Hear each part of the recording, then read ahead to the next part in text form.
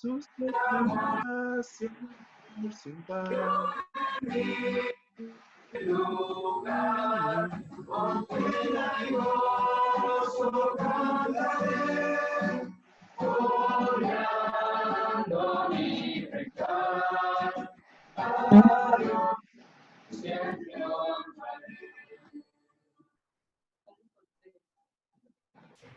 Vamos a seguir cantando, las últimas dos.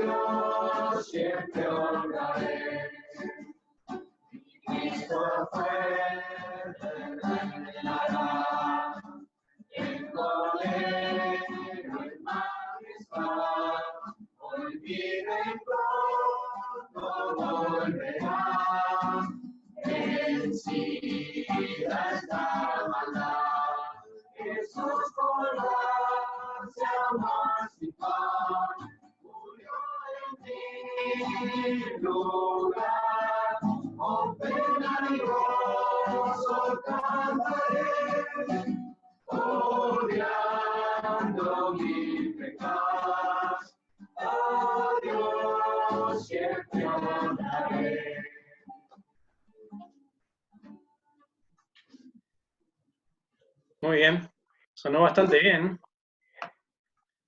Bastante lindo a pesar de la distancia de poder estar escuchándonos y entonces usando la tecnología para beneficiarnos y para ayudarnos, bendecirnos y edificarnos unos a otros. Muy bien, vamos a orar. Ya que está Mariano ahí, le voy a pedir a Mariano si puede orar, por favor. Querido Padre Celestial, te damos muchas gracias, Señor, por esta mañana hermosa que nos regalas a cada uno de nosotros, Señor. Sabemos que esto es algo distinto, lo que estamos viviendo hoy sin precedente a nivel mundial, y te damos gracias, Padre, porque detrás de todo esto estás obrando tus propósitos.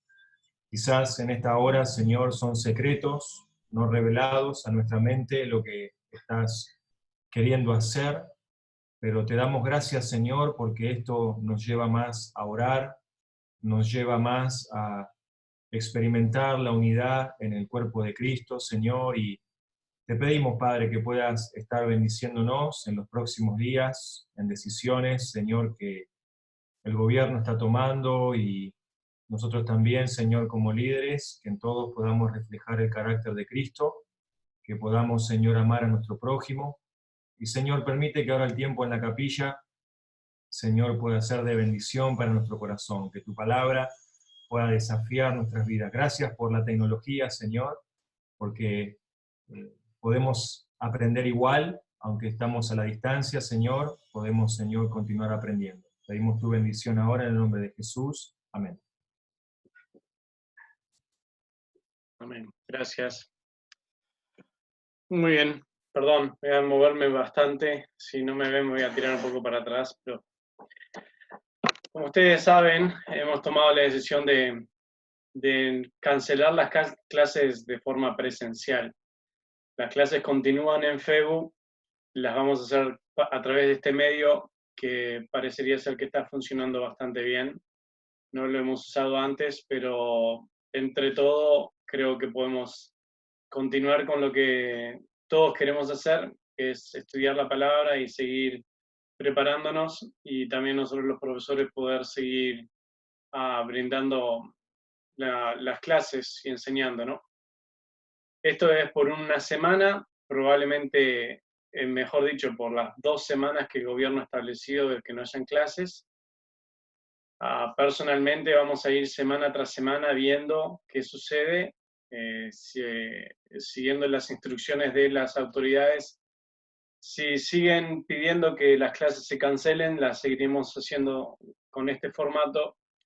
Y si lo pensamos bien, son 2 semanas que vamos a estar así, quedaría una semana y luego Semana Santa. Entonces es casi probable que el gobierno, no puedo hablar por ellos, pero que lo extienda incluso una semana más y luego Semana Santa, de que estemos así 4 semanas sin clase. Pero vamos a ver lo que determinen las autoridades, si vamos a seguir. Es, como decía Mariano, algo que nunca lo hemos experimentado, creo, en nuestro país, de tener una situación como esta, pero que para nosotros es algo nuevo, para nosotros es algo que es fuera de nuestro control, pero no para nuestro Señor, y eso es lo que nos reconforta, de que Él continúa en control de todo y por algo lo está permitiendo. Tenemos que pensar de esa manera, de que el Señor está permitiendo esto por algo, ¿no? Nunca nada de lo que sucede está fuera de su plan, y su plan siempre es para glorificarse a sí mismo, y por algo el Señor lo está permitiendo. Oremos mucho para que lo que es mundialmente una tragedia y algo horrible, que sin duda lo es algo espantoso lo que está pasando, al mismo tiempo que lo veamos como una oportunidad para alcanzar a las almas con el Evangelio, para compartir de Cristo con otros, para hablar de la única esperanza que el hombre tiene, que es Cristo. Y cuando hay incertidumbre y temor y desespero en la gente, nuestra roca es Cristo y es el que nos mantiene firmes. Y no tenemos que vivir con temor. Estamos bajo las alas del Omnipotente y estamos cubiertos bajo sus alas y su protección y su cuidado. Y nada de lo que nos suceda a cualquiera de nosotros, que nos podemos contagiar de este virus sin ningún problema, nada de lo que nos suceda va a estar fuera de su control y de su mano amorosa. Eso es lo que más nos conforta y nos deja tranquilos y nos da confianza en seguir adelante. Sigamos con las recomendaciones que nos dan, obviamente.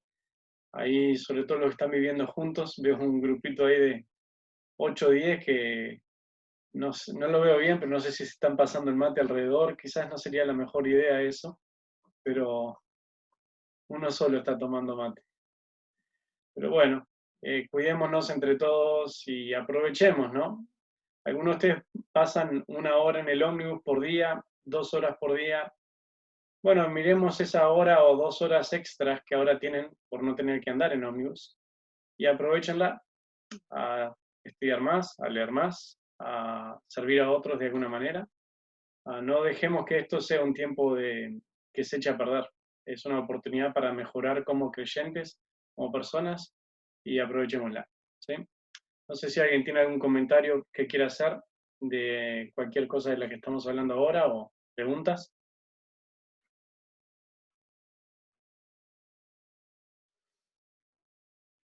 Muy bien, les invito a abrir sus Biblias en el libro de Hechos y voy a ver cómo hago porque tengo las notas en la computadora y tengo la cámara. Creo que voy a estar bien así.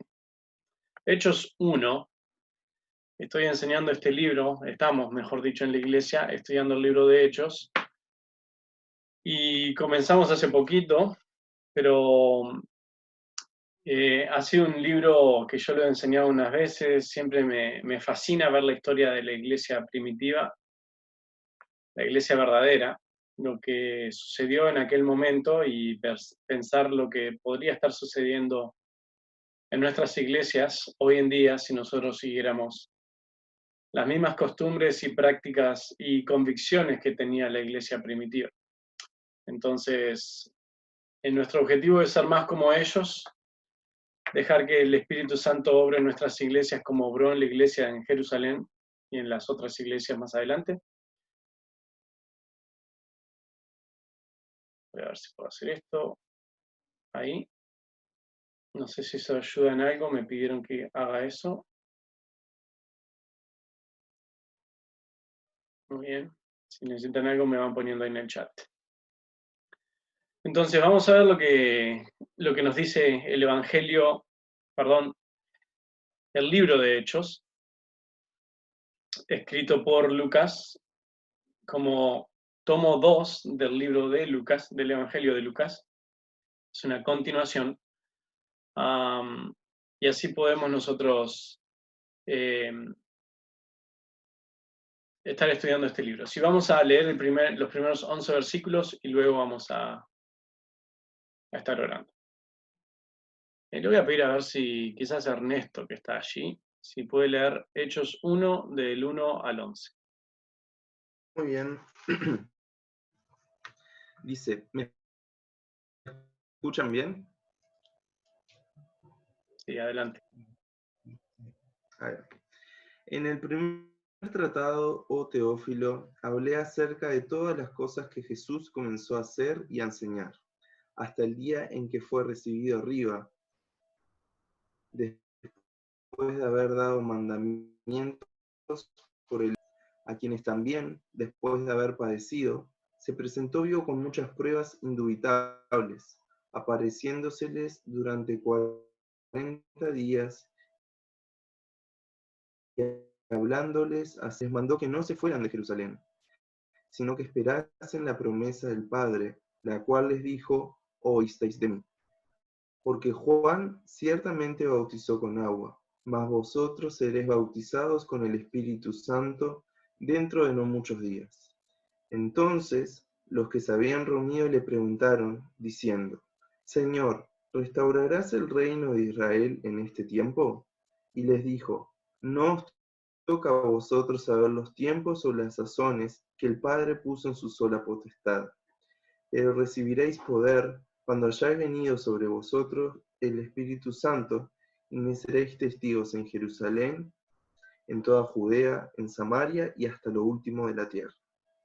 Y habiendo dicho estas cosas, viéndolo ellos, fue alzado y le recibió una nube que lo ocultó de sus ojos. Y estando ellos con los ojos puestos en el cielo, entre tanto que él se iba, he aquí se pusieron junto a ellos 2 varones con vestiduras blancas, los cuales también les dijeron, varones Galileos, ¿por qué estáis mirando al cielo? Este mismo Jesús, que ha sido tomado de vosotros al cielo, así vendrá como la habéis visto ir al cielo. Bien, gracias Ernesto. Vamos a orar, ¿sí?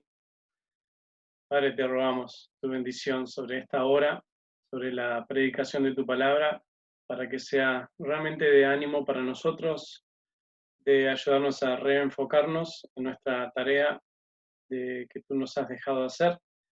Agradecemos por este tiempo juntos, te pedimos que tú estés bendiciéndonos y dándonos de tu gracia y que podamos durante este tiempo de incertidumbre también estar confiando en ti y dependiendo de ti para todo y animándonos unos a otros.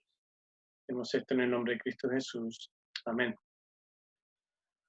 Muy bien, si yo les hago una pregunta, el libro de Hechos, el pasaje, el versículo clave de todo el libro de Hechos se encuentra aquí en este capítulo. ¿Y cuál es ese versículo clave? Algunos de ustedes quizás ya lo saben. ¿No pueden sacar el mute y decirlo en voz alta? 1.8, gritaron todos allí, muy bien. 1.8. Ese es el versículo clave de todo el libro de Hechos. Y dice, pero recibiréis poder cuando haya venido sobre vosotros el Espíritu Santo, y me seréis testigos en Jerusalén, en toda Judea, en Samaria y hasta lo último de la tierra. Ustedes saben que el libro de Hechos se puede dividir en dos partes, la primera parte viendo el personaje de Pedro y la segunda parte viendo el personaje de Pablo, o algunos la pueden dividir en tres partes, como está diagramado en este versículo, comenzando los primeros capítulos Jerusalén, luego lo que es toda Samaria, y luego lo último de la tierra en los viajes misioneros de Pablo. Y no voy a estar en detalles, esto es un mensaje que yo prediqué hace poco de solo este versículo 8, y no es el objetivo ahora enfocarme en este versículo, pero quiero enfocarme en un aspecto más grande no, la razón por la cual el versículo 8 es clave en este pasaje, y se va a enfocar en lo que el Señor Jesús acaba de decirle a sus discípulos, en el versículo 5. Y quiero comenzar contándoles una historia, que es más o menos así. Algunos de ustedes ni saben quién es esta persona, pero en el año 1897, Idiarte Borda se disponía a asistir a una celebración en la iglesia matriz de Montevideo. Esto era un 25 de agosto, fecha patria, y estaba yendo para una reunión especial. Según sus hijas, antes de salir a esta reunión, le advirtieron al presidente Idiarte Borda sobre un inminente asesinato sobre su vida, que habían amenazas contra él. El presidente no le dio mucha importancia, incluso se negó a llevar su propio guardaespaldas, que eran a caballo, que venían en ese tiempo.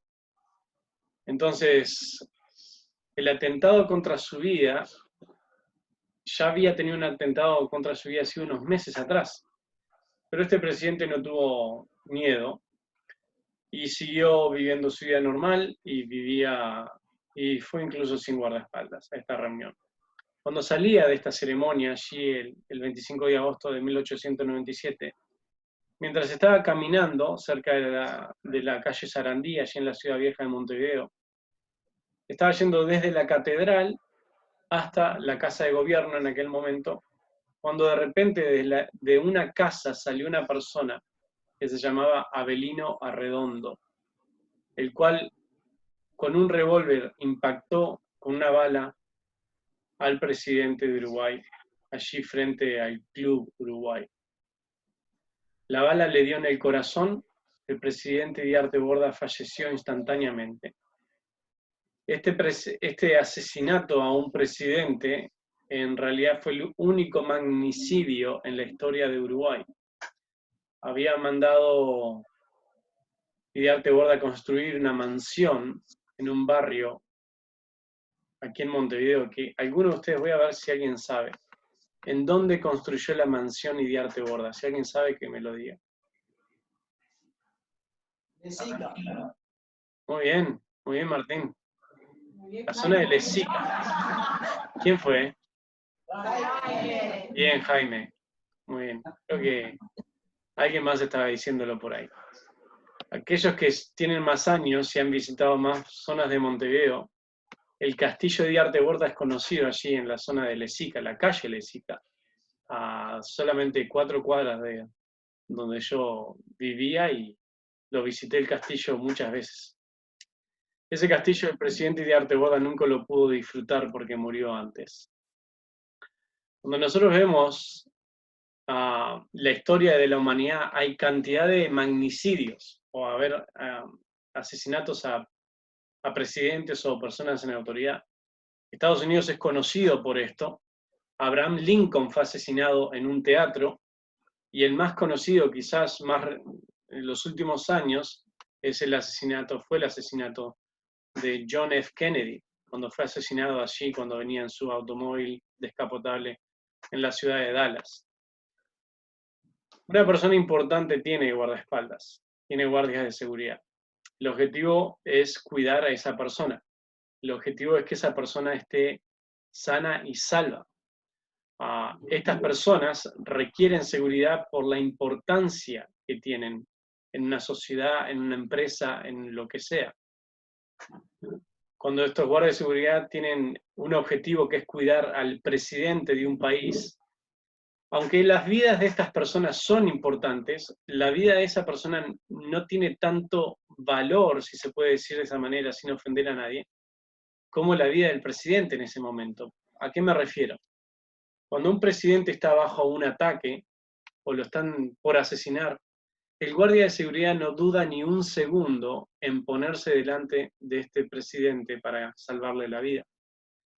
Y por eso estoy diciendo que la vida que vale en ese momento es la del presidente, por eso esta persona está dispuesta a dar su propia vida para que el presidente siga vivo.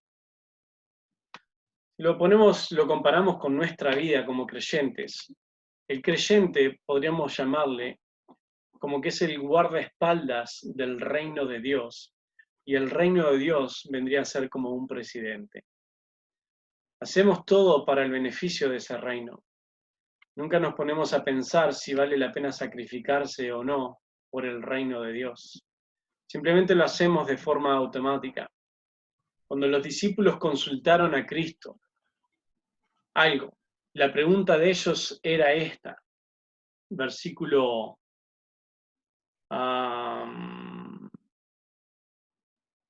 5, primeramente, antes de hacer la pregunta de ellos.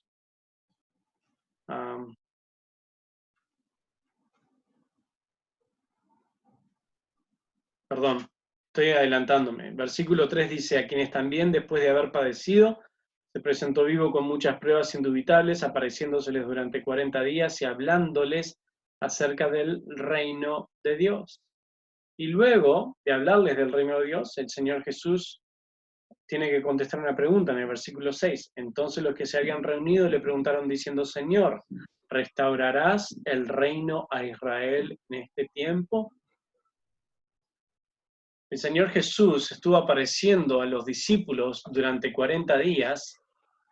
Tenemos la historia de aquella pareja que iban camino a Emaús, el cual les tuvo que explicar a ellos, dándole las pruebas indubitables, como dice estos versículos, de quién era Él, de que Él era el Mesías prometido, y que desde Moisés,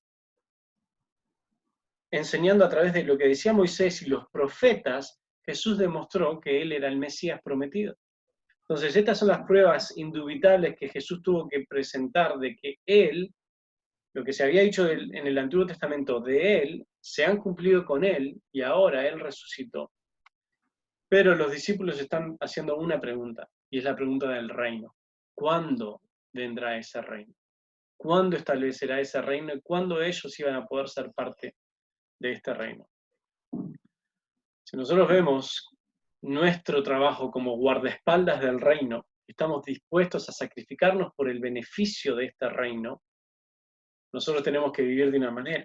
El problema es que las personas, en general, y algunos creyentes, tristemente, viven para satisfacer sus propios deseos u objetivos sin tener en cuenta cuál es el beneficio del reino de Dios.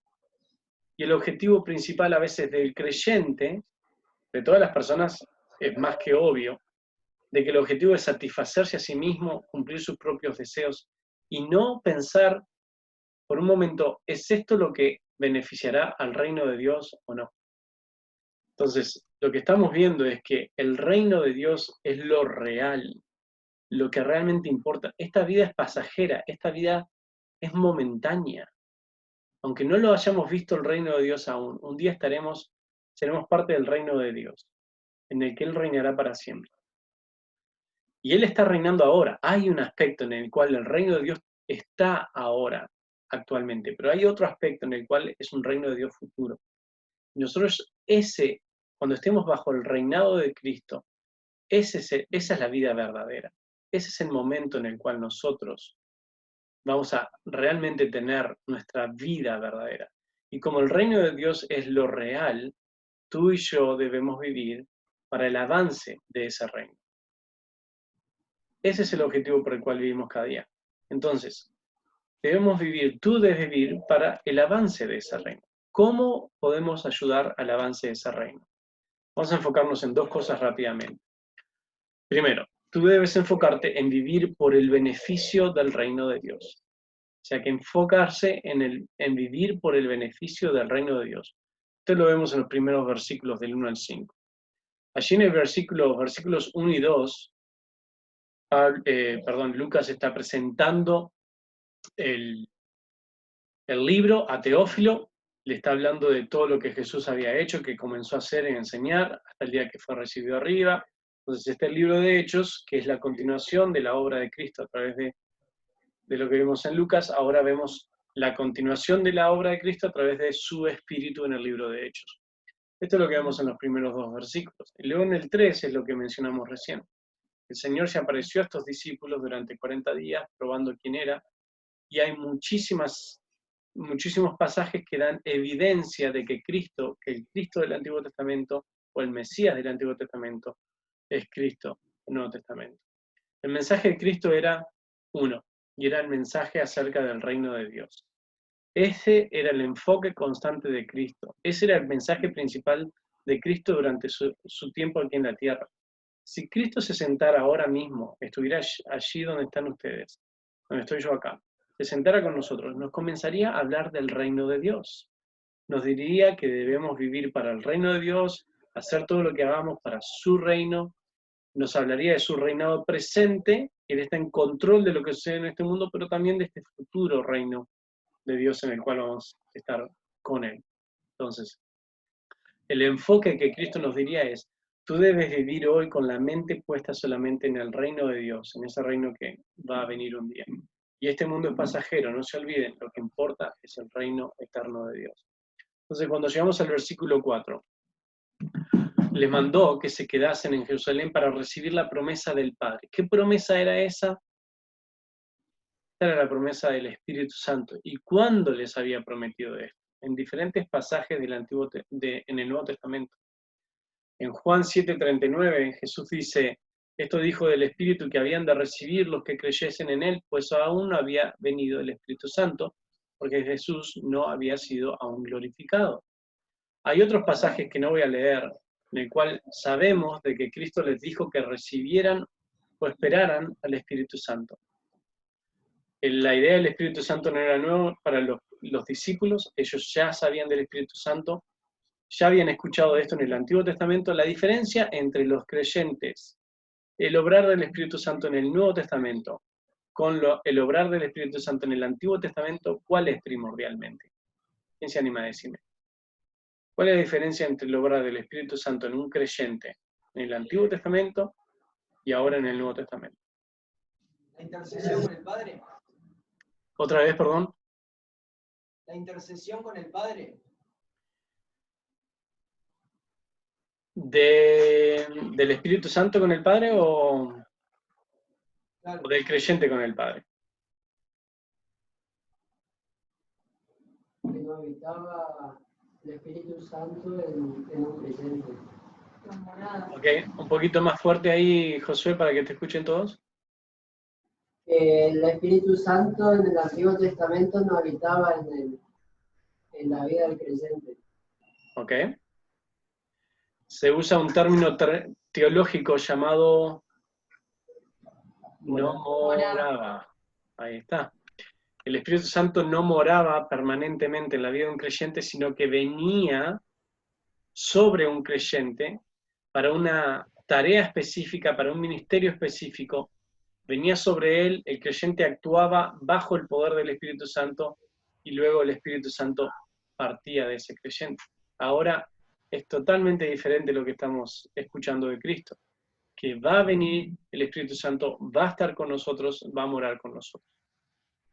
Entonces, versículo 4, ¿dónde estoy? Dice: estando juntos, le mandó que no se fueran de Jerusalén, sino que esperasen la promesa del Padre, la cual les dijo: oísteis de mí. Él les había pedido que se quedaran en Jerusalén. No sabemos exactamente cuál era la diferencia entre quedarse todos juntos o irse y estar desparramados. La diferencia que yo creo más grande es el efecto que tuvo cuando estuvieron todos juntos allí en Jerusalén, que fue una locura para todo Jerusalén. Ahora, cuando llegamos al versículo 5, Jesús hace una gran diferencia, una distinción. Versículo 5 dice, porque Juan ciertamente bautizó con agua, mas vosotros seréis bautizados con el Espíritu Santo dentro de no muchos días. ¿Cuál es la diferencia que hace Jesús? La diferencia entre el bautismo del agua y el bautismo del Espíritu Santo. A veces nos confundimos porque la Biblia usa los dos términos o se refiere a los dos bautismos, el bautismo de agua y del Espíritu Santo. Cuando hablamos del bautismo de agua, es lo que dice que sucedía en Juan capítulo 1, versículo 25. ¿Alguien quiere ir hasta allí? Juan 1, 25 dice, le preguntaron y le dijeron, ¿por qué pues bautizas tú, ¿por qué pues bautizas si tú no eres el Cristo, ni Elías, ni el profeta? Juan le respondió diciendo, yo bautizo con agua, mas en medio de vosotros está uno a quien vosotros no conocéis. Este es el que viene después de mí, el que es antes de mí, del cual yo no soy digno de desatar la correa del calzado. Estas cosas sucedieron en Betábara, al otro lado del Jordán, donde Juan estaba bautizando. Y unos versículos después, en el 29, dice, el siguiente día vio Juan a Jesús que venía a él y dijo, he aquí el Cordero de Dios que quita el pecado del mundo. Este es aquel de quien yo dije, después de mí viene un varón, el cual es antes de mí, porque era primero que yo. Y yo no le conocía más para que fuese manifestado Israel, por esto vine yo bautizando con agua. También dio Juan testimonio diciendo, vi al Espíritu que descendía del cielo como paloma y permaneció sobre él. Y yo no le conocía, pero el que me envió a bautizar con agua, aquel me dijo, sobre quien veas descender el Espíritu y que permanece sobre él, ese es el que bautiza con el Espíritu Santo. Esa es la diferencia más grande. El bautismo de Juan era un bautismo de agua, era un bautismo de arrepentimiento, dice la palabra de Dios. El bautismo del Espíritu es un bautismo que hace el Espíritu Santo y es un bautismo que solo lo reciben aquellos que son verdaderos hijos de Dios. La definición del bautismo del Espíritu Santo es esta. Cristo, mediante el regalo del Espíritu, coloca al creyente en su cuerpo. Esa colocación recibe el nombre de bautismo porque ilustra la forma en la que uno entra en el cuerpo de Cristo, muerte y resurrección con él. Por eso yo digo que el bautismo debe ser por inmersión, no solamente porque el término bautismo o baptizo en el griego significa sumergir, hundir, sino que también la imagen que representa cuando una persona es puesta bajo el agua y luego levantada del agua, es esa imagen de morir y resucitar. Por eso creo que cuando la Biblia habla de esta imagen del bautismo, es lo que es una imagen de lo que ha sucedido espiritualmente con nosotros, haber muerto con Cristo y haber resucitado con Cristo. Por eso tenemos diferentes bases bíblicas que nos enseñan de este bautismo en el Espíritu, que nos pone en la familia de Cristo, de Dios. En 1 Corintios 12:13 dice, porque por un solo Espíritu fuimos todos bautizados en un cuerpo, sean judíos o griegos, sean esclavos o libres, y a todos se nos dio a beber de un mismo Espíritu. Déjeme ver. Colosenses 2:11, estoy saltando algunos versículos que tengo. Colosenses 2:11 y 12 dice, sepultados con él en el bautismo, el cual fuisteis también resucitados con él mediante la fe en el poder de Dios que le levantó de los muertos. O sea que algunas observaciones rápidas. Todo creyente ha sido bautizado por el Espíritu Santo, no simplemente los maduros ni tampoco los que lo han buscado. Así que no existen dos clases de creyentes, sino solo un tipo de creyentes, los que han sido bautizados por el Espíritu Santo. El bautismo con agua es un acto simbólico que ilustra lo que ya sucedió en la vida del creyente en el momento de la salvación. El creyente ha sido enterrado y resucitado con Cristo y ha llegado a formar parte de la comunidad de fe, que es el cuerpo de Cristo, así que se goza de los dones del Espíritu de Cristo. ¿Alguna vez han escuchado algunos de ustedes de un segundo bautismo? o de una segunda unción. No sé si alguien ha escuchado de iglesias que practican esto. ¿A qué se refieren? Una segunda unción. Por ejemplo, yo trabajé en un banco hace un tiempo atrás y una señora un día, esto era en Estados Unidos, y una señora un día vino y me dice, bueno, yo hablo un poquito de inglés, ella era hispana, hablo un poquito de inglés, hablo español y espero que dentro de poco pueda hablar en lenguas, me dice. Y yo me quedé prestando atención a lo que decía y me sorprendió un poco. Luego, estudiando un poco más, me di cuenta que hay ciertas iglesias que enfatizan tanto el hablar en lenguas como este segundo bautismo del Espíritu Santo. Cuando uno es creyente, sí es bautizado en el Espíritu Santo, pero hay una segunda unción sobre los creyentes, quizás más espirituales, quizás, en la cual en esa segunda unción el creyente habla en lenguas. Por eso es tanto el énfasis hoy en día de querer hablar en lenguas, porque es una señal de espiritualidad. La Escritura nos enseña que todos los creyentes hemos sido ungidos por el Espíritu. Allí en 1 Juan 2:20 dice, pero vosotros tenéis la unción del Santo, conocéis todas las cosas. O sea que la Escritura nos enseña que la unción que todo creyente ha recibido es suficiente y que no debemos sentirnos amenazados o intimidados al pensar que necesitamos algo más de lo que tenemos. Dice 1 Juan 2:26 y 27, os he escrito esto sobre los que os engañan, pero la unción que vosotros recibisteis de Él permanece en vosotros y no tenéis necesidad de que nadie os enseñe. Así como la unción misma os enseña todas las cosas y es verdadera y no es mentira según ella os ha enseñado, permanecer en Él. Juan mismo decía, cuidado, que no se engañen. Lo que habéis recibido ya es suficiente, no tenés necesidad de nada más. Muchas veces nuestra oración es esta, quizás alguno de ustedes ha hablado de esto. Señor, dame más de tu Espíritu. ¿Alguna vez han orado eso? Señor, dame más del Espíritu Santo. Nos confundimos un poco orando cosas así, porque pensamos que si tenemos más del Espíritu vamos a ser más espirituales. La realidad es que espiritualmente ya hemos sido bautizados en el Espíritu si eres un hijo de Dios o una hija de Dios. Tú ya has sido bautizado y ya tienes todo el Espíritu Santo necesario para vivir una vida de santidad. Pero después decimos, ¿pero cómo es posible? Porque yo sigo pecando. La oración no debería ser Dios dame más de tu Espíritu, sino que la actitud y la oración nuestra es Dios, déjame darte más de mi vida para que tú controles a través de tu Espíritu. No es que necesitamos más de Dios, es que Dios necesita más de nuestra vida para que le dejemos a Él su control sobre nosotros.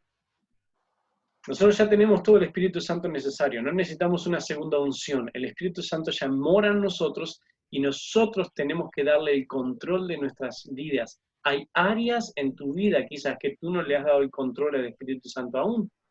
Y por eso a veces sentimos que no somos espirituales o que luchamos con áreas en nuestra vida, porque esas áreas todavía las está controlando nuestra carne, cuando el Espíritu Santo quiere controlarlas. Entonces, ¿cómo es que vamos a trabajar por el beneficio de este reino? ¿Qué es lo que debemos hacer? Es que debemos vivir cada día controlados por el Espíritu Santo para el beneficio del reino de Dios. Cuando nosotros vivimos controlados por el Espíritu Santo y todo lo que hacemos es para el beneficio del reino de Dios, es de esa manera que estamos ayudando al avance de ese reino. Entonces, ese era el primer punto. Nosotros debemos enfocarnos en vivir por el beneficio del reino de Dios. Y el segundo es cortito porque se nos fue el tiempo. El segundo punto es que tú debes esperar el reino de Dios cada día. Esperar el reino de Dios cada día. Hay muchas cosas que están pasando en el mundo hoy en día. Esta peste que está dando vuelta ahora, este virus, es una pequeña luz en el futuro de lo que va a ser. Cuando en este mundo haya muertes por pestes, habla la Biblia. Y no nos va a sorprender que 1/3 de toda la población mundial muera a través de pestes, o de hambres, o de lo que sea. Porque lo estamos viendo ahora en menor escala. Qué tan rápido se se corren estos virus. Ahora, el misterio que vemos en el versículo 6 y 7 es la pregunta del reino, que es una pregunta válida, pero el problema era el tiempo del reinado. No sé, no si iba a suceder o no. Es que la pregunta de los discípulos es: ¿ahora es que restaurarás el reino de Israel en este tiempo? El Señor Jesús usa la parábola de los talentos en Mateo 25, que habla de dinero, de lo que Dios nos da, de cosas materiales, para ilustrar que el Señor vendrá y pedirá cuenta a todos sus siervos de qué hicieron en su ausencia. Y la otra parábola, en Marcos 13, 33 al 37, dice: mirad, velad y orad, porque no sabéis cuándo será el tiempo. Es como el hombre que yéndose lejos deja su casa y dio autoridad a sus siervos y a cada uno su obra. El portero mandó que velase, y así continúa. Versículo 37, y lo que a vosotros digo, a todos lo digo: velad, velad, porque no sabemos cuándo vendrá. Entonces, la pregunta de los discípulos en cuanto al reino no era mala. El problema fue querer saber cuándo va a suceder esto, porque nadie lo sabe. El tiempo no lo sabemos. ¿Cuál es la misión nuestra? Al no saber esto, Cristo nos dejó una misión clara: sed testigos. Vivir hoy en día de alguna manera que beneficie al reino, esperando que ese reino llegue, pero sed útiles mientras esperamos el reino, siendo testigos en Jerusalén, Judea, Samaria, hasta lo último de la tierra. Cuando vemos que el Señor Jesús dice esto, Él se va, después de haber dado esta misión a los creyentes. Y la única manera de vivir esta misión es, como dice Pedro en 1 Pedro 3:15, sino santificad a Dios el Señor en vuestros corazones y estad siempre preparados para presentar defensa con mansedumbre y reverencia ante todo el que os demanda razón de la esperanza que hay en vosotros. Nosotros tenemos una esperanza de que el Señor va a venir, de que Él va a volver. Cuando nosotros damos una razón por nuestra esperanza, las personas van a creer de que por lo menos lo que creemos nosotros, tenemos seguridad de lo que creemos. Y nosotros debemos darle esa razón de nuestra esperanza de que Él vendrá un día. ¿Qué sucedió?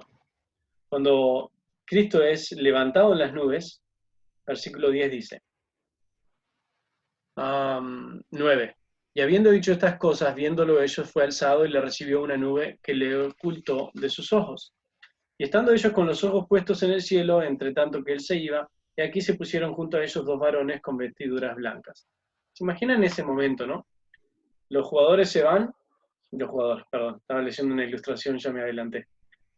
El Señor se va, los discípulos están allí mirando al cielo, y si se imaginan mirando para arriba, ¿no? Y alguno diría, no, pará que ya vuelve. Tranquilo que ya vuelve, esperá. Y mirando, ¿no? Quedándose así, pero Señor, volvete, necesitamos acá. Distraídos totalmente de la misión que ya le había dado el Señor. ¿Qué tuvo que hacer? El Señor tuvo que sacudirlos un poquito mandándole 2 ángeles. Llamarle la atención, ¿no? Si se nos paran 2 ángeles al lado, yo creo que voy a prestar atención. Versículo 11 dice, estos 2 varones con vestiduras blancas, los cuales también le dijeron, varones galileos, ¿por qué estáis mirando al cielo? ¿Por qué estás tan distraído? ¿Por qué miran para arriba? Este mismo Jesús que ha sido tomado de vosotros al cielo, así vendrá como le habéis visto ir al cielo. ¿Qué les dice? Muchachos, vamos a trabajar. Ya tienen la misión, no se distraigan con cosas en este mundo, vamos. No estén acá mirando para arriba, vayan y trabajen, pensando que el Señor va a regresar, esperando su regreso, pero mientras no viene, seamos útiles para el beneficio del reino de Dios. Estos hombres estaban distraídos con lo que estaba pasando y se olvidaron de hacer lo que el Señor les había mandado hacer. Voy a terminar con una ilustración. Y algunos de ustedes ni tienen ni idea de lo que es esto, lo voy a explicar. Que hay un deporte en Estados Unidos que cuando uno le presta atención un poquito y lo aprende, es fascinante, que se llama el fútbol americano. Nosotros tenemos el fútbol nuestro y creemos es el único, pero en Estados Unidos han inventado uno que le llaman fútbol, no tendrían que llamarle fútbol, pero le llaman fútbol, fútbol americano. Ahí en ese deporte hay una posición en el equipo que se llama el quarterback, o creo que le llaman mariscal de campo en español. Este es el que recibe la pelota, y a veces lo han visto que está allí parado con la pelota esperando lanzar la pelota para hacer un pase y que el receptor corra y haga el touchdown, que se llama. Cuando nosotros estamos viendo el quarterback o el mariscal de campo en el partido, tiene un grupo de defensas que lo están protegiendo a él todo el tiempo. Esa gente no tienen que ser rápidos, no tienen que ser muy habilidosos. Es más, muchos de ellos pesan más de 300 kilos, miden cerca de 2 metros. Son unas cosas impresionantes, inmensos. El único trabajo que ellos tienen es proteger al mariscal de campo, que él tenga el tiempo suficiente para lanzar la pelota y cumplir con lo que él está tratando de hacer, que es hacer marcar tantos para su equipo. Estos mariscales están así, les pegan, los empujan, les hacen de todo, pero ellos están firmes ahí defendiendo al mariscal de campo para que él en su momento pueda lanzar la pelota y hacer el touchdown. Como los guardaespaldas, como los defensas del mariscal de campo, nosotros estamos en esta tierra para una sola cosa, y es defender el reino de Dios, trabajar para el beneficio del reino de Dios, y sacrificarnos incluso por el reino de Dios. Sea lo que sea, nosotros no somos tan importantes, el guardaespaldas no es tan importante, el defensa no es tan importante como el mariscal de campo, pero son cruciales para que las cosas se puedan llevar adelante en un equipo de fútbol o en un gobierno. Y sin duda Dios no nos necesita, pero nos hace parte de su reino, para que podamos ser parte de este reino. Entonces les animo a ser siervos, como estamos viendo este año en FEU, que sean siervos sacrificiales por el beneficio del reino de Dios. Y cada decisión que tú tomes en tu vida, tendrías que estar considerando si esto va a hacer avanzar el reino de Dios, ayudará a avanzar el reino de Dios, o esto es avanzar tu propio reino, tus propios planes y objetivos. ¿Okay? Vamos a terminar con oración y luego le sacamos el mute, así todos pueden despedirse y saludarse antes de la próxima clase. Vamos a orar. Pedimos, Señor, tu bendición sobre lo que hemos escuchado, para que realmente tenga un efecto permanente en nuestras vidas, Señor. Necesitamos de ti, de tu gracia, para poder ser siervos útiles, enfocados en el beneficio de tu reino, y para que tu reino avance cada día. Úsanos, Señor. Danos de tu gracia. En el nombre de Cristo Jesús. Amén.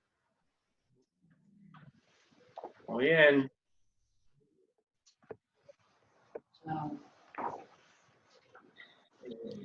Gracias, Mati. Por favor. Chao. Gracias por conectarse. Chao, chao. Chao, chao. Chao, chao.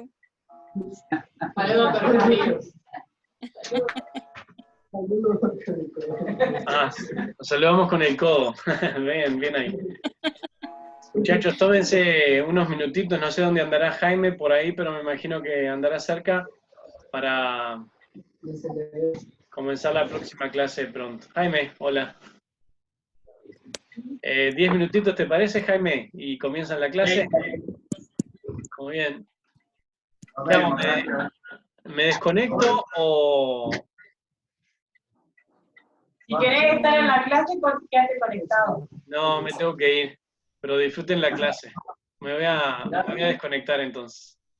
No se olviden de Ernesto, conéctense de vuelta para que Ernesto pueda ver la clase después. Ernesto, no te vayas. Chao, chao, bendiciones. Chao. Chao.